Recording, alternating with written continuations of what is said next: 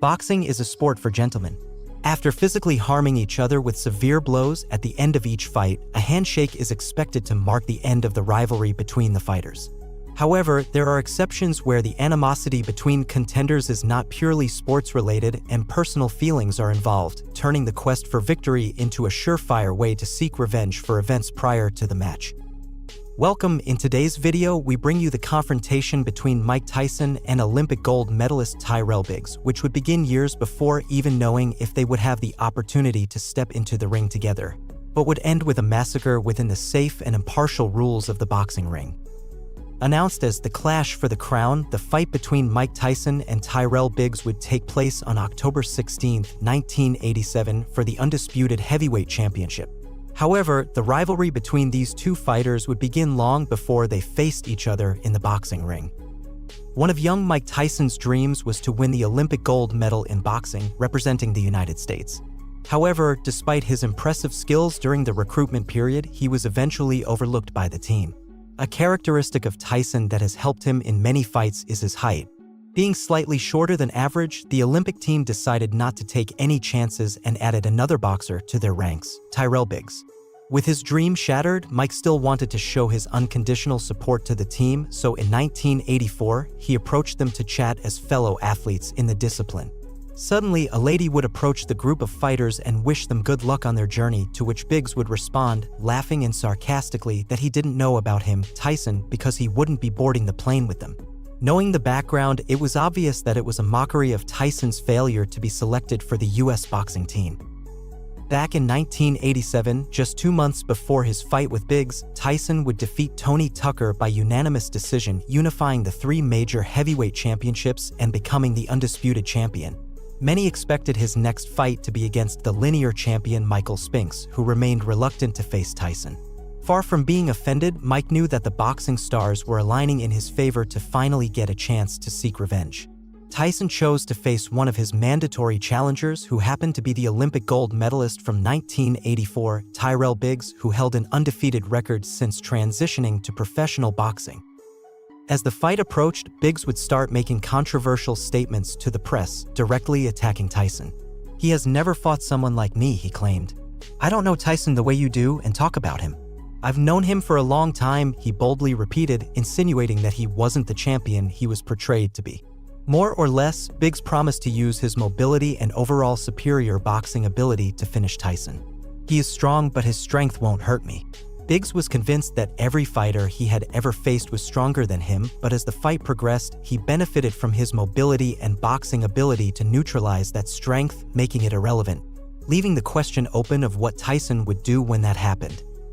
With the sound of the bell, the contest began, and Biggs used his mobility to move from one point to another in the ring while Tyson actively sought to land the first punch on him. It was clear that Biggs had no intention of staying in front of Tyson and engaging in an exchange of blows.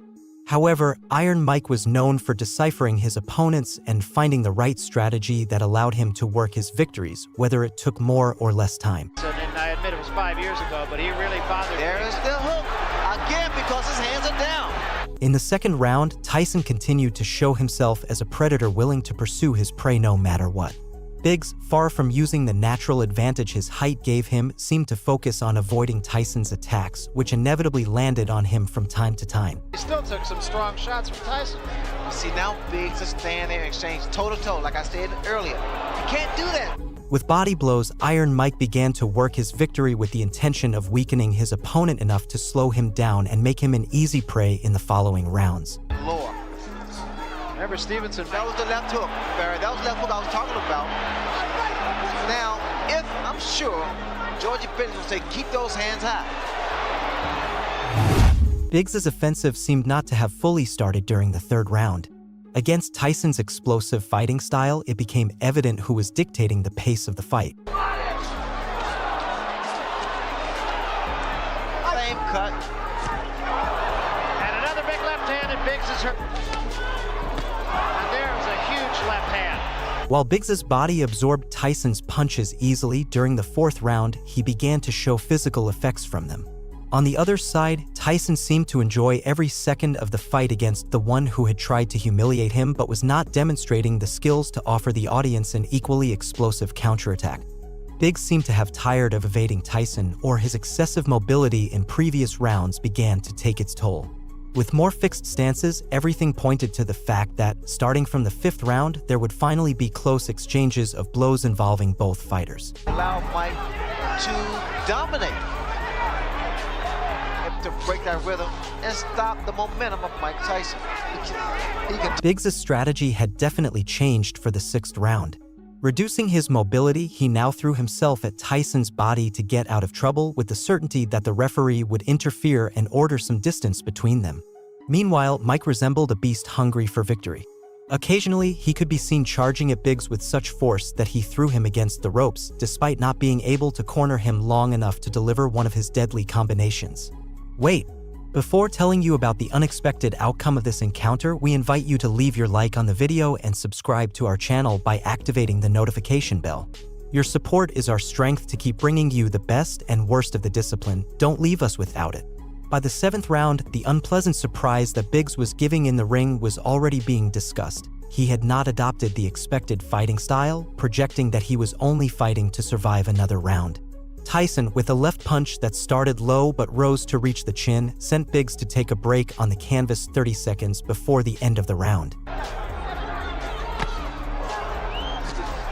that was a tremendous left hand. Biggs would get up at the count of 9, signaling that he was in a condition to continue. As soon as the fight resumed, Tyson jumped on him and delivered a second left punch that had the same effect as the first. The Olympic medalist, who had stolen his dream and mocked him, had now fallen for the 2nd time facing him. Almost as unexpectedly as it began to be anticipated due to his poor performance, Tyrell Biggs was unable to surpass the new safety count, so the referee announced the end of the contest, declaring Tyson the winner by knockout at 2 minutes and 55 seconds of the 7th round. While Tyson celebrated with humility, greeting everyone who approached to congratulate him, Tyrell Biggs took his time, sitting on the canvas, to regain strength in his legs and stand up. Surely, his mind was filled with the promises he had left unfulfilled and how his great mobility and boxing ability had failed him for the first time in his professional career against a rival who had underestimated him so many times over the years. Tyson's record rose to 32 victories, with 28 of them by knockout, and surely, up to that point, this would be the addition that would give him the greatest pleasure in his professional career. After Biggs, Tyson would continue his winning streak, defeating his 2 subsequent opponents without much complication, knocking out former champion Larry Holmes in the 4th round and Tony Tubbs during the 2nd round. Wondering what happened to Michael Spinks? His path ended and he couldn't keep running. After facing Tyson, he was knocked out just 91 seconds into the 1st round. Ahead of Mike Spinks. It's Tyson all the way here in round number 1. I think really heavy landing yet, but he's taking him. The uppercut, body shot, down. Here comes Mike Spinks in. He leaves the right hand. Down he goes. On the contrary, Biggs would be knocked out by his next 2 opponents, which surely amused Tyson after enduring the scrutiny organized by the media about his skills. Now that you know the outcome of this encounter, do you think Biggs would have had a chance to defeat the Beast, Iron Mike, if he had shown a more aggressive offensive? We read your comments.